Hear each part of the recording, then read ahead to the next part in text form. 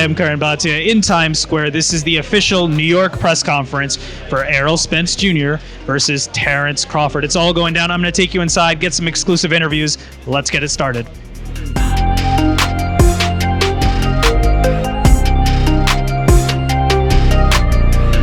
Curran Bhatia here at the official New York Errol Spence vs. Terence Crawford press conference here by one of the hosts, Luke Thomas.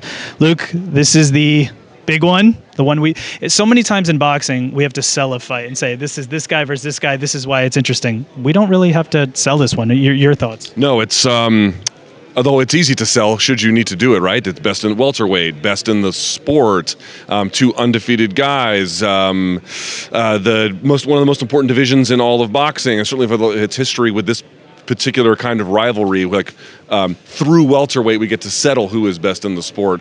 Guys who have dynamic styles, guys who are, I mean, there's just so many different levels to how important, how interesting, how fun, and to your point, like we don't have to do a lot of hand-holding about why it's great. Although I will say there's going to be some folks who don't know. All the boxing hardcores know, so there will be some level of education to the masses, but to the point you raised, it's easy to sell this one. Are these guys good, is what everyone always asks you. How good are these guys?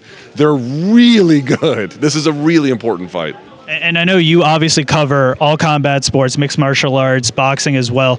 If this fight was in the UFC, it probably would have happened a few years ago, right? And I'm just curious to your thoughts. Like, it's maddening sometimes for boxing fans to finally get the big fight. We're finally getting it now, but it did take a little bit of time. I mean, your thoughts? I understand boxing fans' frustrations, but I don't exactly share them. So I will tell you what, man. As somebody who I covered boxing for a while, then I had to change that assignment and go strictly MMA, and now I'm back to both. And listen, do you get more of the X versus Y ranked guys in MMA relative to boxing? You do. But the reality is those guys have very little labor protections.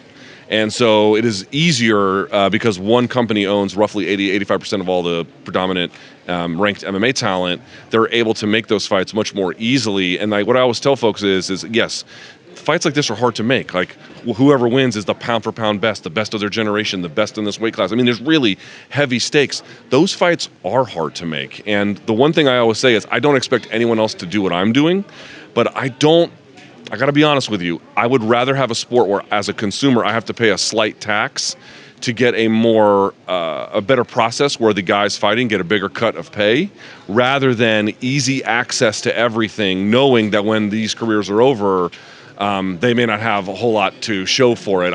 I don't mind a bit of a slower process, understanding from the outside looking in, it has to be very frustrating for fans to be like, Jesus Christ, cross the finish line already. That's just my personal opinion. Well, we're finally crossed the finish line in terms of July 29th, Showtime pay-per-view. It's finally coming together. You were watching these guys in LA, now obviously in New York. There's clearly a mutual respect there, and there should be based on what each man has done. Obviously, Crawford undisputed at 140, moving up to 47. We've seen what Spence has done, basically wiped out the division after a car crash, after an eye injury. They've both been incredible. Mentally going into this fight, I know you've seen a lot of fighters prepare for fights. How do you think that plays a factor, knowing that you respect the guy across the ring from you? I think that for guys at this level, just talking to fighters over the years who have reached really high achievement status, that respect is not in any way super intimidating to them. It's a respect that means, okay, how much can I get away with? In other words, if I cross my T's and I dot my I's, can I still win this? And both of them think that, but they both think that they have to put on those kinds of performances. It's not so much about like, oh my God, can I do it? It's like, I can do it under what conditions? So that respect, I think, listen, you don't get to, what was their combined record? 67-0? Like, these guys know they're not fighting chumps. You're not fighting the Uber driver. You're fighting a real guy. And one thing that you mentioned was the respect. We talked to Errol when he came up on stage here. Maybe you got a similar impression talking to him or hearing from him, which is that he was like, listen, I asked him about certain things you're going to see on tape. And he was like, I've been watching tape on him because I've been a fan of boxing all these years. These guys know each other. I mean, maybe they're getting to know each other a little bit better here through this process. But dude, these guys have been watching each other from afar for a very long time. And so how can you watch Bud Crawford and have anything other than respect for his abilities, and vice versa? So it's not going to be a competitive deterrent. I think it's going to be a competitive elevation for guys who are known as hard-nosed competitors. And one last question. I know you got a car to catch here. So stylistically with this matchup, we talked about what both of these men have done. Crawford is more of like a switch hitter. Spence obviously a southpaw. Both have power. Both have really good finishing ability. There's a lot of things both of these guys can do, and it's almost like 1 and 1A, however you rank it. I'm not going to ask you your official prediction because I know you're working the broadcast, but however you see this fight playing out stylistically, I mean, what do you envision we see on July 29th? I think the central challenge for the fight is to what extent is we know Spence can put up a little more volume, actually a fair amount more volume.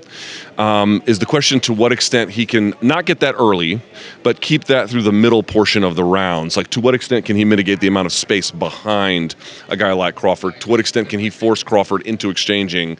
To what extent can he force Crawford to break rhythm and not follow? And to what extent can he delay some of the adjustments that you just know are inevitable with a guy like Crawford? To me, it's like they keep going back. Spence keeps bringing it up. Derrick James keeps bringing it up. They're not saying that this is not a skillful contest. It is, but they're saying what will ultimately decide it is simply a matter of will, and that will on the Spence side is the constant delivery of punishment over and over and over, knocking on the door. I liken it to the Sentinels in the third Matrix. Not a great movie, but that scene where you can just hear them cracking at the walls of Zion. That is who Spence is. He is constantly drilling down to finally break through.